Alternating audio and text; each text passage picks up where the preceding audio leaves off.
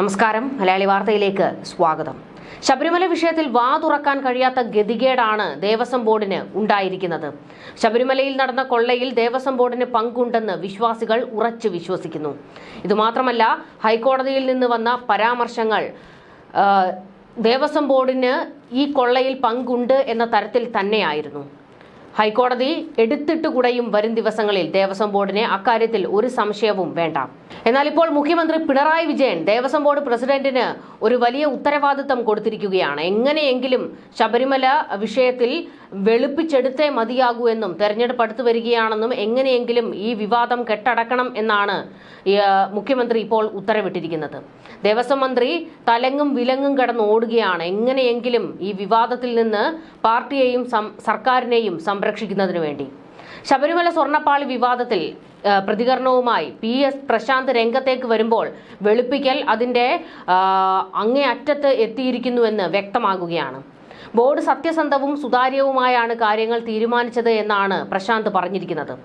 പാളിക്ക് തൂക്കക്കുറവുണ്ടെന്ന vigilance റിപ്പോർട്ടും പ്രശാന്ത് തള്ളിയിരിക്കുകയാണ്. പ്രശ്നം വരുമ്പോൾ ദേവസ്വം ബോർഡിന്റെ മേലും, ക്രെഡിറ്റ് വരുമ്പോൾ ഉദ്യോഗസ്ഥന്റെ മേലും ചാർത്തുന്ന സ്വഭാവം ശരിയല്ല. വിവാദം സംബന്ധിച്ച എല്ലാ കാര്യങ്ങളും പ്രത്യേക അന്വേഷണ സംഘം അന്വേഷിക്കട്ടെ, എന്നിട്ട് കുഴപ്പക്കാരൻ താനാണെങ്കിൽ തന്നെ ശിക്ഷിക്കട്ടെ എന്നും PS പ്രശാന്ത് പറയുന്നുണ്ട്. PS പ്രശാന്ത് ഈ വിഷയത്തിൽ നിന്നേ അങ്ങ് ഊരിപ്പോകാനുള്ള, തടി തപ്പാനുള്ള ശ്രമമാണ് നടത്തുന്നത്. ദേവസ്വം ബോർഡ് അറിയാതെ എങ്ങനെയാണ് ഇത്ര വലിയ കൊള്ള അവിടെ നടക്കുന്നത്? അത് ഏറ്റവും പ്രധാനപ്പെട്ട ഒരു ചോദ്യമാണ്. ഏറ്റവും സത്യസന്ധമായാണ് കാര്യങ്ങൾ ദേവസ്വം ബോർഡിൽ ചെയ്തത് എന്ന് പ്രശാന്ത് പറയുന്നുണ്ടല്ലോ. അങ്ങനെയാണെങ്കിൽ ഈ ഉണ്ണികൃഷ്ണൻ പോറ്റിക്ക് സ്വർണ്ണപ്പാളി കൊണ്ടുപോകുന്ന സമയത്ത് അതൊന്നും എന്തുകൊണ്ട് രജിസ്റ്റർ ബുക്കിൽ രേഖപ്പെടുത്തിയില്ല? അതിന്റെ തൂക്കം രേഖപ്പെടുത്തിയില്ല. തിരികെ കൊണ്ടുവന്നപ്പോൾ അതിന്റെ തൂക്കം എന്തുകൊണ്ട് പരിശോധിച്ചില്ല? നിങ്ങൾ സത്യസന്ധമായി പണിയെടുത്തത് കൊണ്ടാണോ ഇത്ര വലിയ വീഴ്ച അവിടെ സംഭവിച്ചത്? വിശ്വാസികൾ ചോദിക്കുന്നത് ഈ ചോദ്യമാണ്. അതിന് PS പ്രശാന്ത് കൃത്യമായി മറുപടി പറയണം. അല്ലാതെ AKG സെന്ററിൽ നിന്ന് കിട്ടുന്ന ക്യാപ്സൂൾ എടുത്ത് കേരളത്തിലെ ജനങ്ങളുടെ തൊള്ളയിലോട്ട് തള്ളാൻ നോക്കരുത്. അതൊന്നും ഏൽക്കില്ല. ഇപ്രാവശ്യം സ്വർണ്ണപ്പാളി കൊണ്ടുപോയതിന്റെ ഉത്തരവാദിത്തം ബോർഡിനാണ്. ബോർഡ് കൃത്യമായി ആലോചിച്ചും മാനദണ്ഡങ്ങൾ പാലിച്ചുമാണ് കൊടുത്തുവിട്ടത്. 2024 മുതൽ തിരുവാഭരണം കമ്മീഷണർക്ക് തങ്ങൾ കൊടുത്ത ഉത്തരവുകൾ മാധ്യമപ്രവർത്തകർക്കെല്ലാം അയച്ചു തരാം. ഏതെങ്കിലും ഒരു ഉത്തരവിൽ ഉണ്ണികൃഷ്ണന്റെ കയ്യിൽ കൊടുത്തുവിടാമെന്ന് പറഞ്ഞിട്ടുണ്ടെങ്കിൽ രാജിവെക്കാൻ തയ്യാറാണെന്നും പ്രശാന്ത് പറഞ്ഞു. 1998 മുതൽ ഇതുവരെയുള്ള ഏത് ബോർഡിന്റെ കാര്യവും ഏത് ഉദ്യോഗസ്ഥരുടെ കാര്യവും അന്വേഷണ പരിധിയിൽ വരട്ടെയെന്നും പ്രശാന്ത് വ്യക്തമാക്കുന്നു. ശബരിമലയുമായി ബന്ധപ്പെട്ട എല്ലാത്തരം ആശങ്കകൾക്കും ദുരൂഹതകൾക്കും ഒരു അന്ത്യം വേണം. ബോർഡ് അത്തരമൊരു നിലപാട് സ്വീകരിച്ചതിനാലാണ് ഈ കാര്യങ്ങളെല്ലാം പുറത്തു വന്നത്.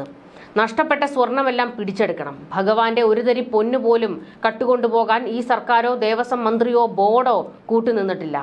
വിജിലൻസ് റിപ്പോർട്ട് പുറത്തു വരുന്നതുവരെ 6 ആഴ്ച ക്ഷമിക്കൂ.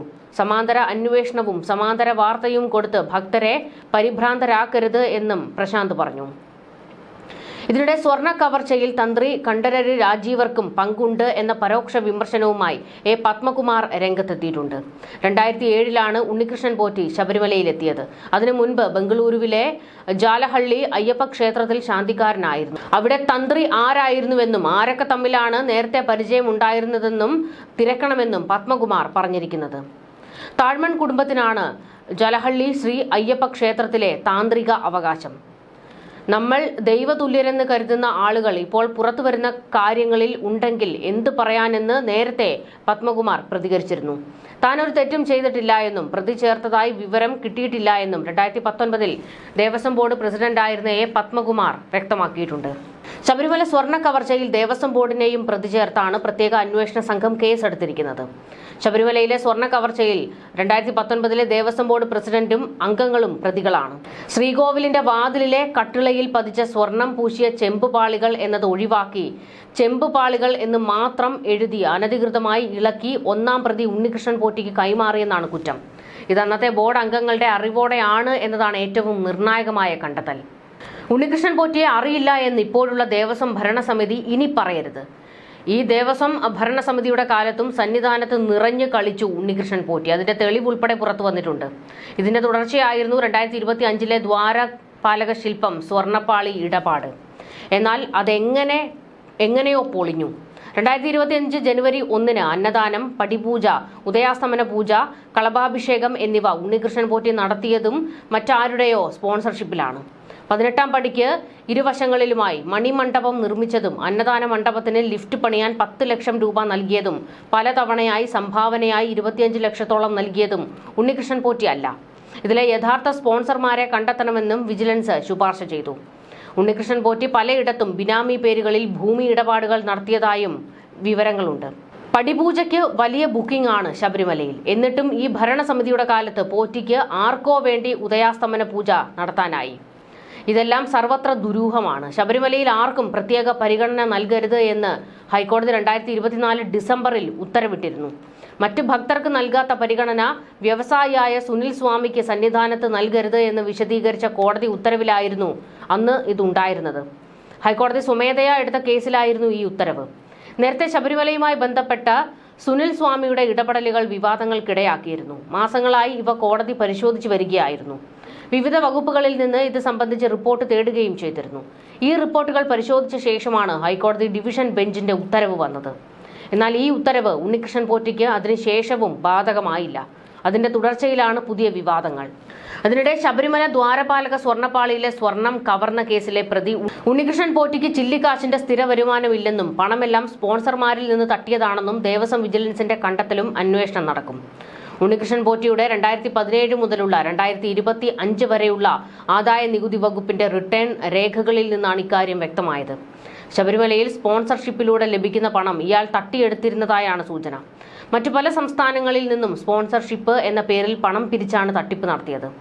കഴിഞ്ഞ വർഷം കാമാക്ഷി എന്റർപ്രൈസസ് എന്ന സ്ഥാപനത്തിന്റെ പേരിൽ ഇയാളുടെ അക്കൗണ്ടിലേക്ക് 1,85,150 രൂപ വന്നതായി കണ്ടെത്തിയിരുന്നു. ശബരിമലയിലെ കേടായ വാതിൽ മാറ്റിയ പുതിയ വാതിൽ സ്വർണം പൂശി നൽകിയതിന്റെ യഥാർത്ഥ സ്പോൺസർ കർണാടക ബെല്ലാരി സ്വദേശിയും വ്യവസായിയുമായ ഗോവർദ്ധനാണ്.